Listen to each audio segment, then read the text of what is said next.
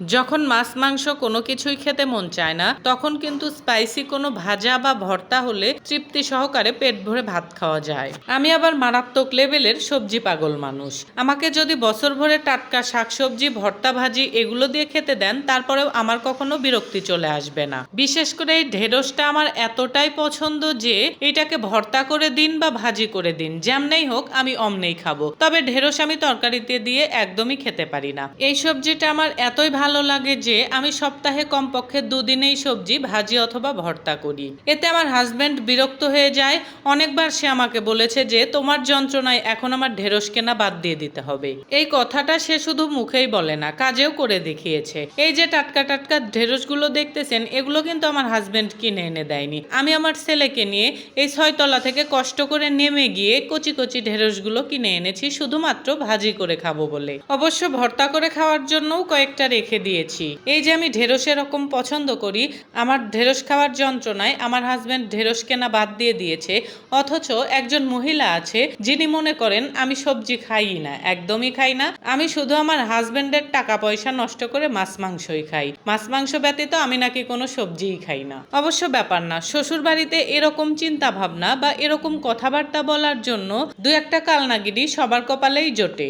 ঘরে ঘরে আমার মতো এরকম হাজারো ভুক্তভোগী বিবাহিত নারী রয়েছে। যাই হোক, এসব আজাইরা খোশ গল্প বাদ দিয়ে চলুন ঢেঁড়স ভাজায় মনোযোগ দেই। প্রথমে কিছু ইয়াং টাইপের ঢেঁড়স নিয়ে ক্রস করে কেটে নিয়েছি যেন দেখতে সুন্দর লাগে। তারপরে সেই ঢেঁড়স সুন্দরী গুলারে নিয়ে চলে আসছি রান্না করার জন্য। প্রথমে একটা চুলায় কড়াই বসিয়ে কিছুটা তেল দিয়ে কুচি কুচি করে রাখা পেঁয়াজগুলো ভালো মতো ভেজে নিয়ে এর মধ্যে কুচি কুচি করে রাখা কাঁচামরিচগুলো দিয়ে দিয়েছি। তারপরে দুইটা ভালোভাবে নেড়ে চেড়ে ভেজে নিয়েছি। আর ভালো মতো ভেজে নেওয়া হয়ে গেলে এর মধ্যে মরিচের গুঁড়া, হলুদের গুঁড়া, লবণ, একটু আদা বাটা, একটু রসুন বাটা, আধা চামচ ধনিয়া বাটা নিয়ে আবারও ভালোভাবে নেড়ে চেড়ে নিয়ে মশলাটা একটু কষা কষা করে নিয়েছি। ভাজিতে কিন্তু মশলা অতটাও লাগে না, তাই সামান্য পরিমাণে দিলেই হয়ে যায়। আমি সব ধরনের মশলাই হাফ চামচের মতো দিয়েছি, কারণ আমার এখানে ঢেঁড়সও খুব বেশি ছিল না, মাত্র 250 গ্রামের মতো ঢেঁড়স ছিল।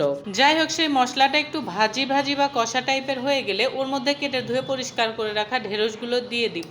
আর ঢেঁড়সগুলো দিয়ে দেওয়ার পরে বিশেষ কোনো কাজ নেই, এখন ভালোভাবে নেড়ে চেড়ে এগুলো ভাজি করে নিতে হবে। আর এই যে ঢেঁড়সটা ভাজি করা হচ্ছে এর ভিতরে কিন্তু কোনো পানি দিতে হবে না, কারণ সবজি থেকে এমনি এমনি পানি ওঠে, আর ঢেঁড়স থেকে যে পানিটা উঠবে এই পানি দিয়েই সিদ্ধ হয়ে যাবে। ঢেঁড়স ভাজিটা কিন্তু ঢেকে দেওয়ারও কোনো প্রয়োজন নেই, কারণ ঢেকে দিলে কালারটা নষ্ট হয়ে যাবে। আর ঢেঁড়স এতটাই নরম সবজি যে এটা ঢেকে না দিলেও ঠিক সিদ্ধ হয়ে যাবে। কথা বলতে বলতে আমার ভাজিটা একদম হয়ে গেছে। এখন আমি সুন্দর মতো এগুলোকে নামিয়ে নেব।